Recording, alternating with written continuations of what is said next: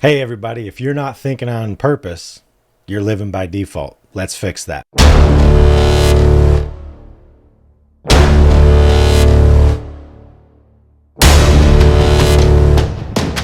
Welcome to the show.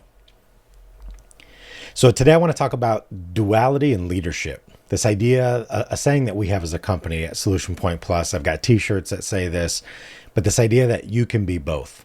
Right now, my experience, obviously, coming historically from the military, the Marine Corps, and the police department, this idea of you can be both. It's a lot of people believe it's either or, right? You're either a Velcro wearing, hair gel, loke wearing, you know, super fit, conditioned, incredibly well rounded, mixed martial artist, first responder, or you're compassionate, good communicator, effectively listen, and emotionally available.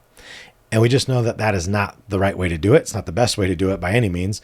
And this idea that you're either or is a problem. And I think that that's a problem that is plaguing leadership as well.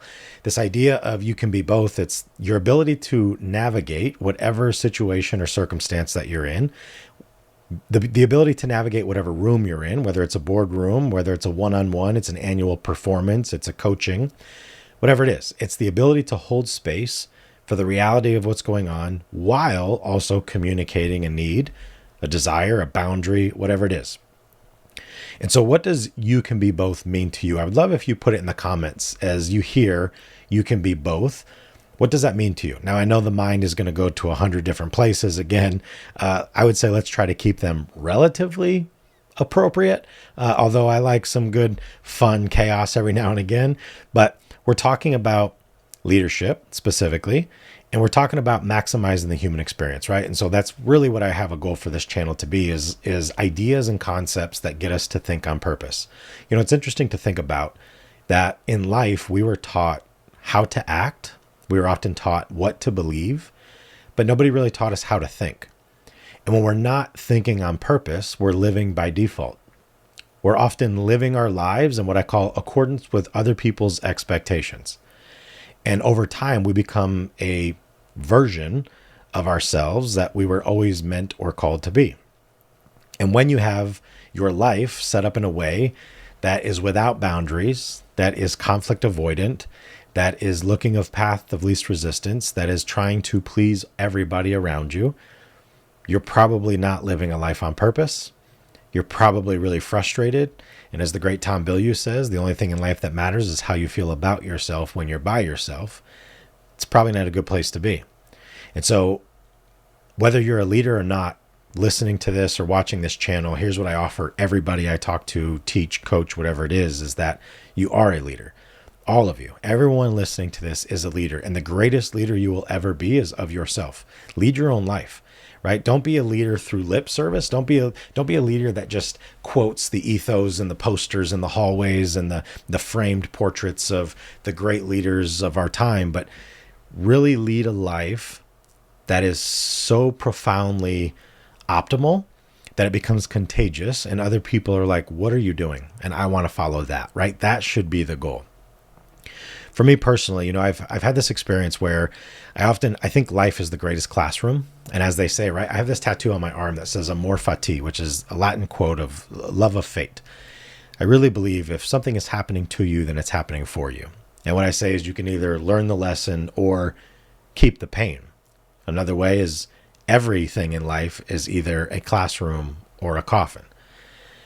And so whichever one of those you choose to operate from, again, ask yourself, is it serving you? Is this working? Is this serving my higher good? Does this feel right? And if the answer is no, then let's take ownership and responsibility. I really want this channel to be a safe place for people to come to maybe gain some insight, knowledge, wisdom, whatever it might be. And again, I don't claim to be an authority in any space. I am just a man that has a really, really wild story of a life with a lot of trauma and a lot of chaos and a lot of, disruption and instability to now really trying hard. And again, it's far from perfect, but trying hard to make leaps and bounds into this direction of what does it look like to take ownership of your life? What does it look like to not be a passenger in the seat of your life, watching it happen to you. Because the reality is that I'll tell you, as my therapist told me,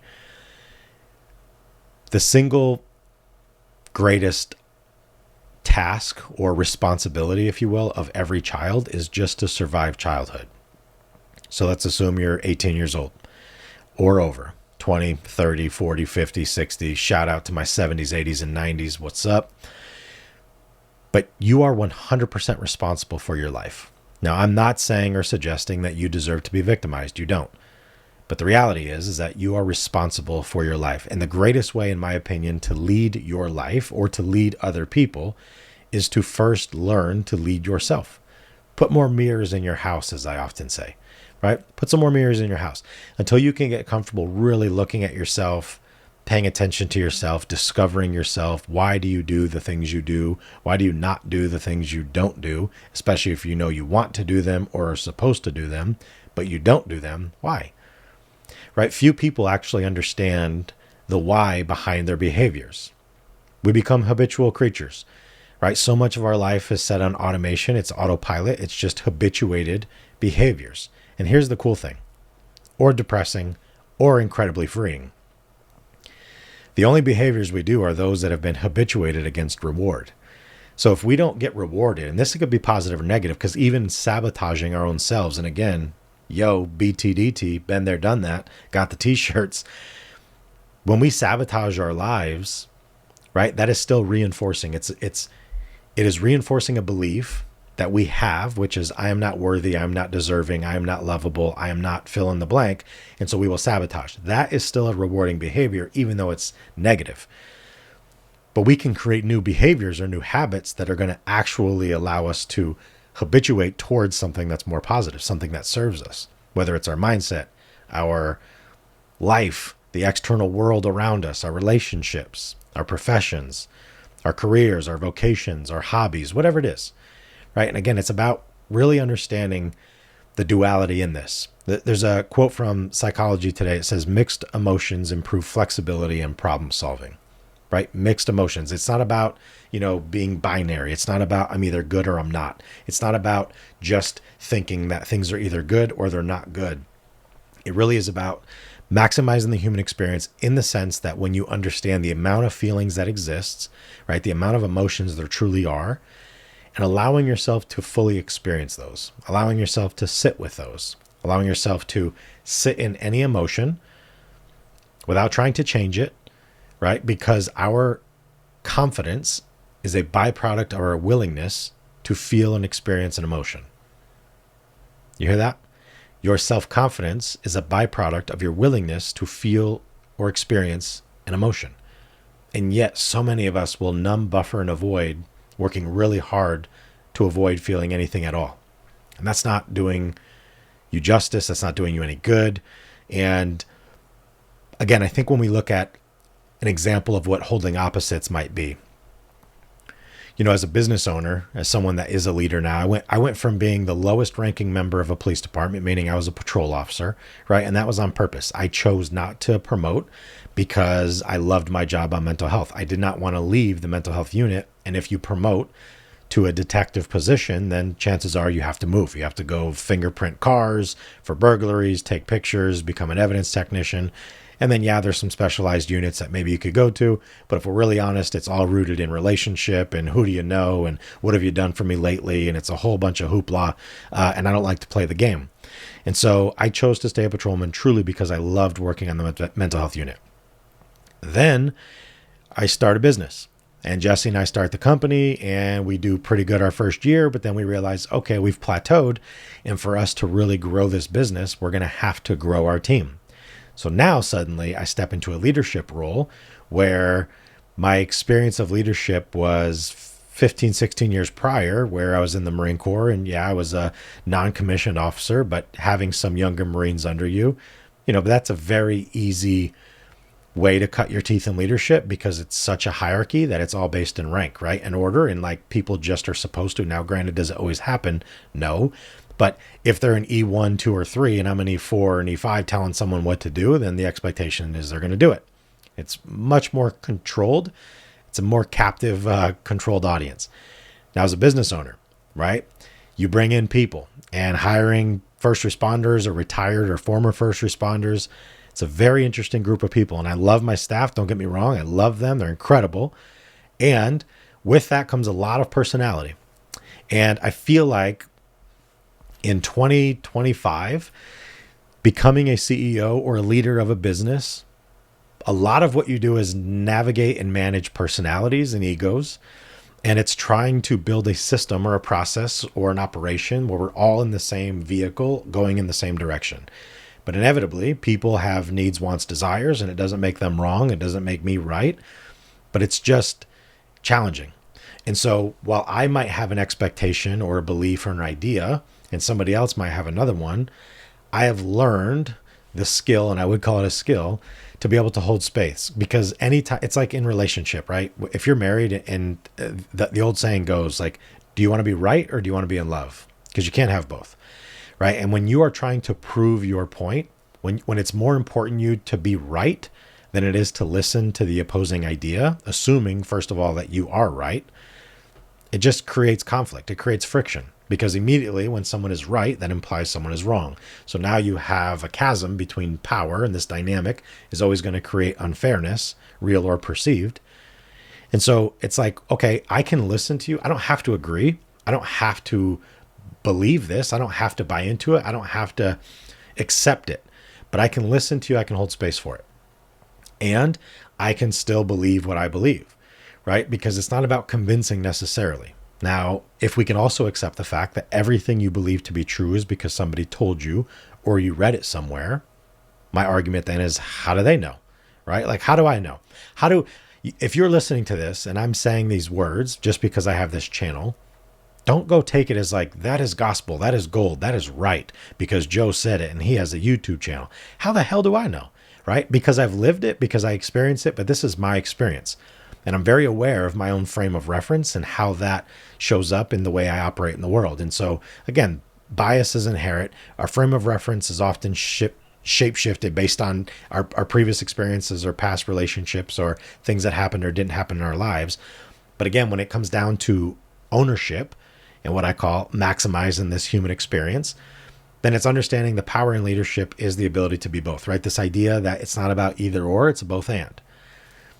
And so, for me personally, as a business owner, CEO, founder, and as a husband, and as a father, and again, a father with an adult child at 25, a kid just graduating high school, and then two younger boys that are finishing up middle school, one more year, and then going into high school.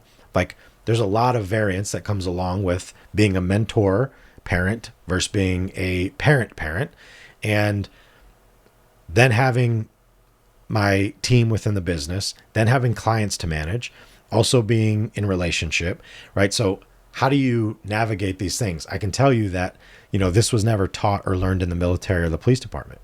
And this is where a lot of issues come in, is we don't know how to hold space for two things at once. And it's something that I think is a skill that, again, while I would never say that I have figured it out, I have gotten significantly better at, because yes, you have to wear multiple hats. Yes, you have to. Again, it ultimately comes down to competence.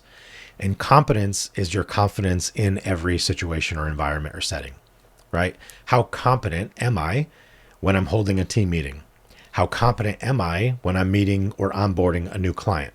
How competent am I when my 25-year-old daughter comes to me with a personal issue, a crisis, or some decision she's navigating in life?